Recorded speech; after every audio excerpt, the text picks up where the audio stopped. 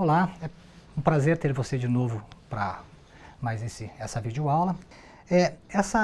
Esse vídeo será um pouco diferente dos outros porque a intenção é a gente trabalhar com exemplos práticos mesmos.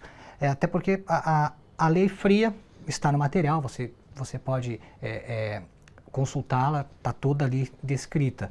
Então a gente vai conversar, vocês vão ver que será interessante. Continuando dentro dos atos praticados pelo oficial de justiça, hoje falaremos dos mais delicados, eu pelo menos os considero assim, né, que são os atos constritivos.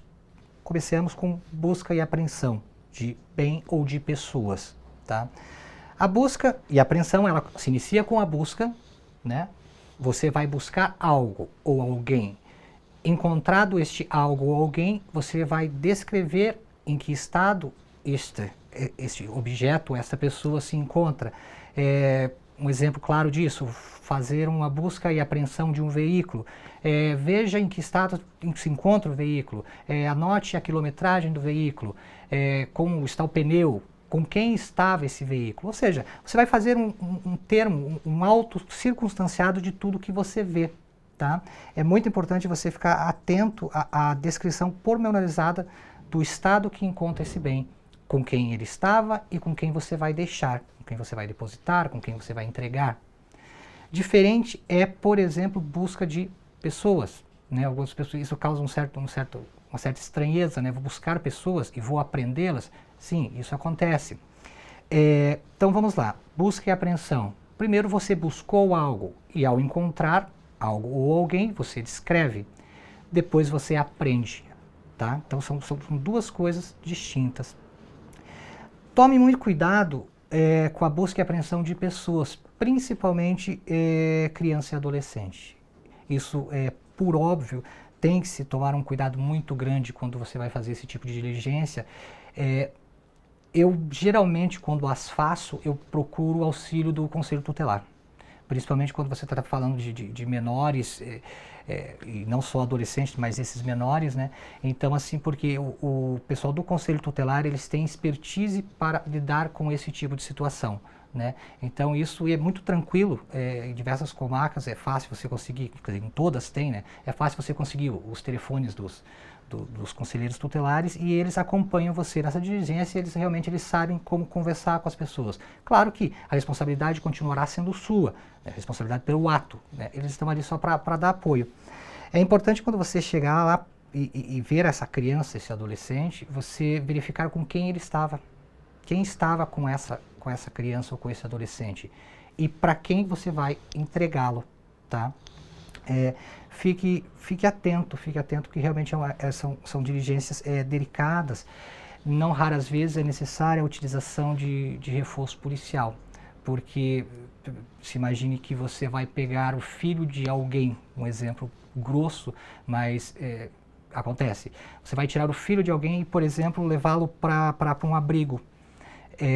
Tem que tomar muito cuidado porque essa pessoa, esses pais, essa pessoa que está com essa criança não vai entregá-la de tão bom grado assim. Então você vai precisar realmente de um pouco mais de energia, tomando cuidado que você está tratando com criança e adolescente. É diferente de uma busca e apreensão, por exemplo, de um veículo, né?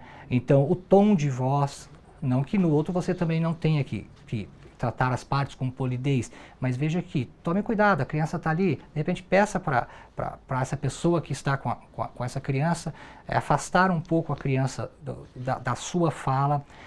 Quando você conversar com os pais, tome cuidado, porque a pessoa que está com essa criança, a voz, por exemplo, pode acontecer, essa pessoa ela vai se abalar, claro, é alguém que ela gosta, ou não, né? Na verdade você está ali para realizar aquele ato porque algum problema aconteceu, né?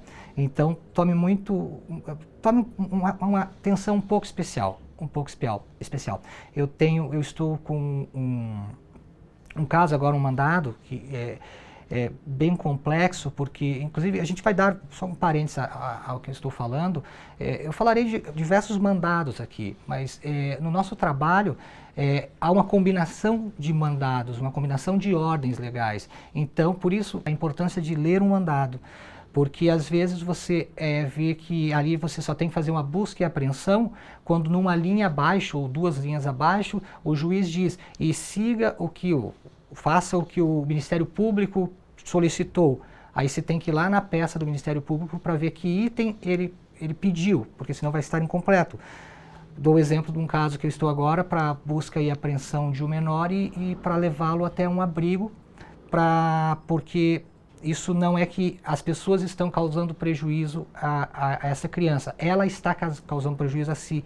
E a ECA é claro com relação às situações que o menor pode ser apreendido, buscado, né? Enfim, e uma delas é isso, quando ele pode causar mal a si próprio. Então, peguei esse mandado e vi que eu tinha que realizar a busca e apreensão e levar para um abrigo.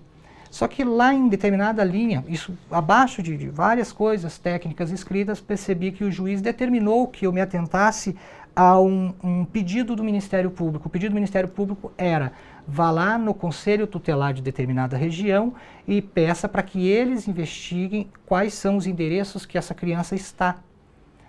Digo isso porque, primeiro, que se eu fosse diretamente realizar uma busca e apreensão desse porte, com as características que veio no processo para mim, eu certamente iria com o Conselho Tutelar, com o acompanhamento e amparado pelo reforço policial. Eu iria talvez no endereço errado. Isso por si só, de repente os próprios vizinhos, vendo eu ali, contariam para esse adolescente, tá? Eu estou falando criança, mas na verdade não, adolescente, ela se evadiria do local ou do outro endereço onde ela poderia estar.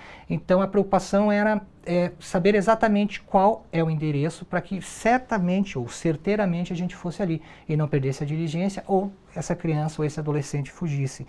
Então são peculiaridades que a gente tem que se atentar, E a única maneira de fazer isso repito, desculpa, sou chato com isso, insistente, é ler o mandado. Eu sei que muita gente acha que não, olha, o juiz tem que deixar mais ou menos explicado para mim a ordem. Não, você pega mandados que na verdade não vem nem dizendo intimação, mas você lendo o mandado no corpo dele, você vai perceber, você vai notar que aquilo é uma intimação, é uma notificação ou até mesmo uma citação. Então tem que ficar atento, Tá? Então eu destacaria na busca e apreensão o cuidado especial com a criança e o adolescente. Tá? Com relação aos bens, claro, o estado em que eles se encontram, inclusive com relação à própria criança e o adolescente ou pessoas, também verifique o estado em que se encontram. Lembrando que a partir daí você descreva tudo, você certifique tudo isso, você faça um auto. Lembra do auto, a diferença de auto e ato? Então, leia isso no material, isso está muito bem explicado ali, é importante você se atentar a isso, tá?